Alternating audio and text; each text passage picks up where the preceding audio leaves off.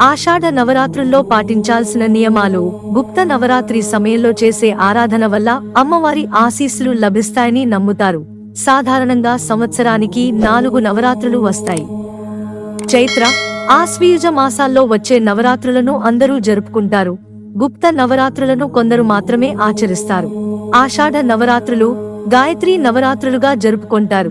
గుప్త నవరాత్రుల ప్రాముఖ్యత. పంచాంగం ప్రకారం ఆషాఢ మాసంలోని శుక్లపక్షంలో ప్రారంభమయ్యే గుప్త నవరాత్రుల్లో దుర్గామాత 9 అవతారాలు కాళికాదేవి, తారాదేవి, త్రిపుర సుందరి, భువనేశ్వరి, చిన్నమస్తా దేవి, త్రిపుర భైరవి, ధూమావతి మాత, బగళాముఖి మాత, మాతంగి, కమలా దేవిలను పూజిస్తారు.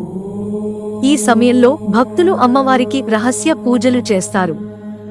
దేవాలయాలలో అమ్మవారికి అలంకరణలు, హోమాలు, దుర్గా సప్తశతి పారాయణం చేస్తారు. గుప్త అంటే రహస్యంగా ఉంచడం. తాంత్రికులు, యోగులు, భక్తులు ఈ 9 రోజులు ప్రత్యేక సాధనలు చేస్తారు. గుప్త నవరాత్రి సమయంలో చేసే ఆరాధన వల్ల త్వరగా ఆధ్యాత్మికంగా అభివృద్ధి చెందుతారని, అమ్మవారి ఆశీస్సులు లభిస్తాయని నమ్ముతారు. ఈ 9 రోజులు దుర్గామాతను 9 అవతారాల్లో కొలుస్తారు. ఈ అవతారాలు శక్తి, కరుణ, జ్ఞానం, రక్షణ వంటి విభిన్న అంశాలను సూచిస్తాయి.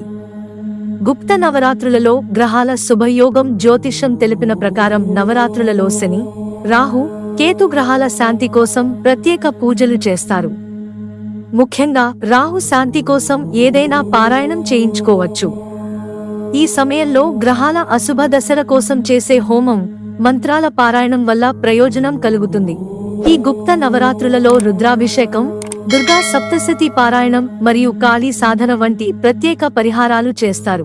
గుప్త నవరాత్రులు ఆషాఢ మాసంలో వచ్చే ఒక ప్రత్యేకమైన పర్వదినం. ఈ సమయంలో అమ్మవారిని పూజించడం ద్వారా గ్రహ దోషాలు తొలగిపోతాయని భక్తులు విశ్వసిస్తారు. గుప్త నవరాత్రుల సమయంలో చేసే ఈ పరిహారాలు, పూజలు వ్యక్తి జీవితంలోని సమస్యలను తొలగించి సుఖ సంతోషాలను కలిగిస్తాయని నమ్ముతారు. గుప్త నవరాత్రి మతపరమైన ఆచారం కాదు, స్త్రీ శక్తికి నిదర్శనంగా భావిస్తారు.